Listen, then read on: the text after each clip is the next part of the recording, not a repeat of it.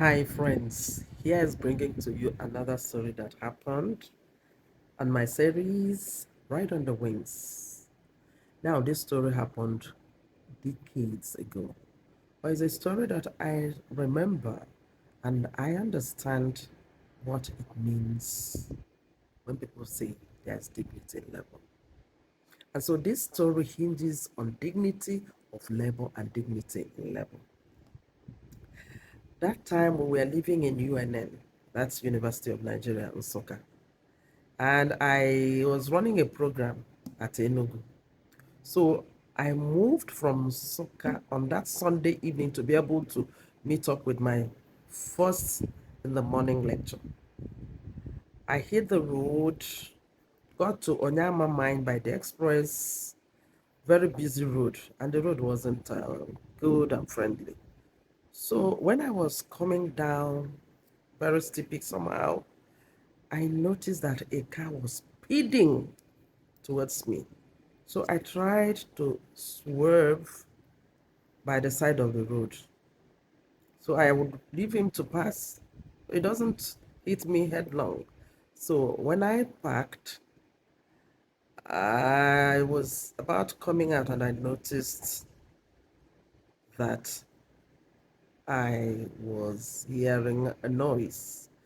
And that noise told me that something was happening. I stopped the car, went by the side, and noticed that my car tire was deflating. So I knew I had a problem. I went into my car, opened the boot, brought out my wheel spanner. But the problem wasn't the wheel spanner. The problem was how to turn the nuts. I couldn't turn the nuts. So I stood by the road. All the cars were, that's not a place you stop and wait people down, they stop. No, who the hell are you? So what I did was to start asking people. Trucks with young men, they will speed by. Everybody was speeding by. So I knew I was in that street. I said, Holy Spirit, this place is lonely and very highly insecure. Do help me. Otherwise, if anybody comes and kills me here and throws me into the valley here, nobody will know my whereabouts. Few seconds, I saw a figure coming down, walking down, or staggering down. So I waited.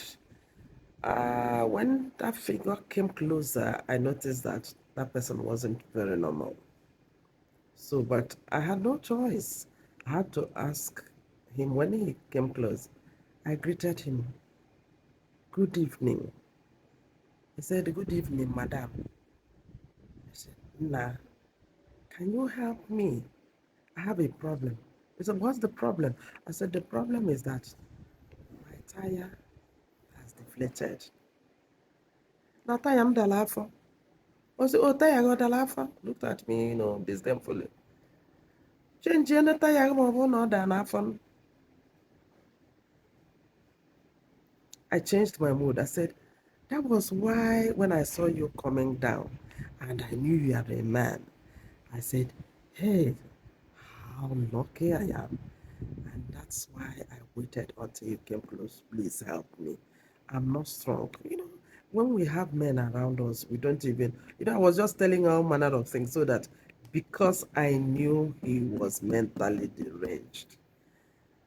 In fact, when we were still this negotiating in quotes, a lorry with young men passed by, drove beyond. But the young men were hailing him one kind of name, like Skido, Skido, Skido. And they were giving me a sign, he's this place, da, da, da. Did you stop? Why would you give me that kind of advice?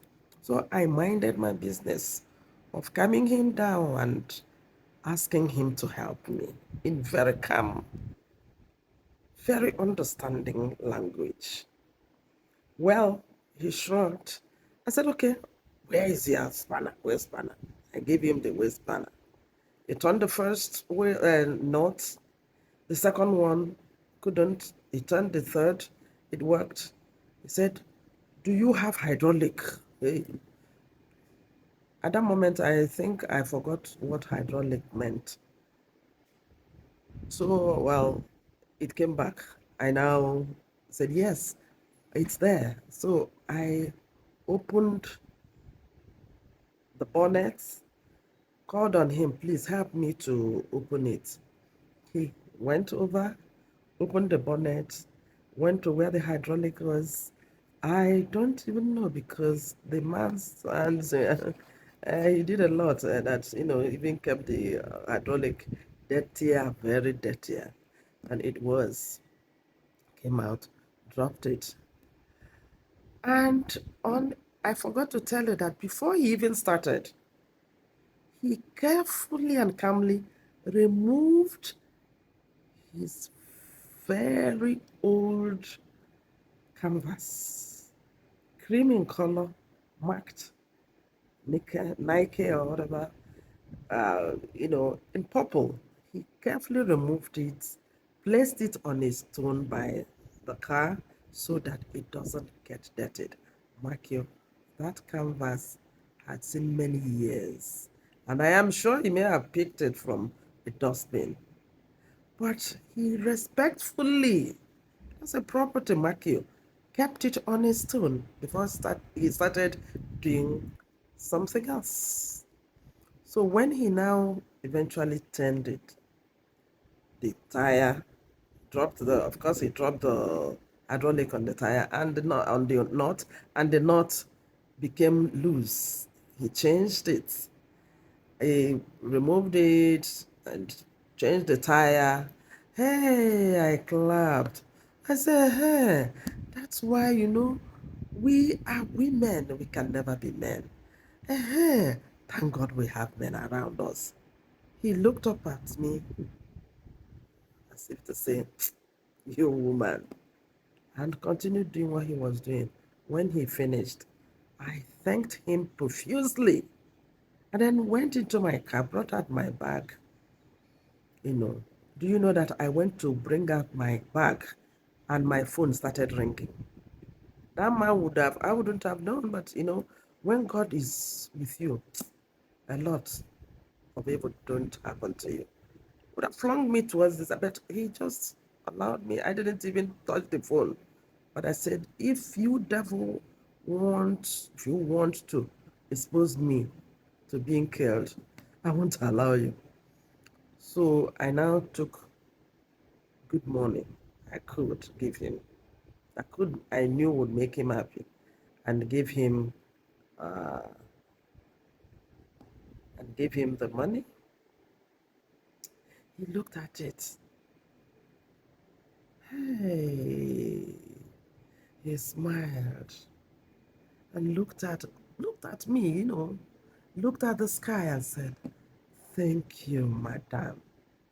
I said, oh no, I should be the one to thank you. Can you say to us, Zorogu alulolwa? Omo kwesịrị ikele gị. Daalụ o nwanne m. Ịmala ife imelụ m tata. O nwere onye aka emelụ m ya.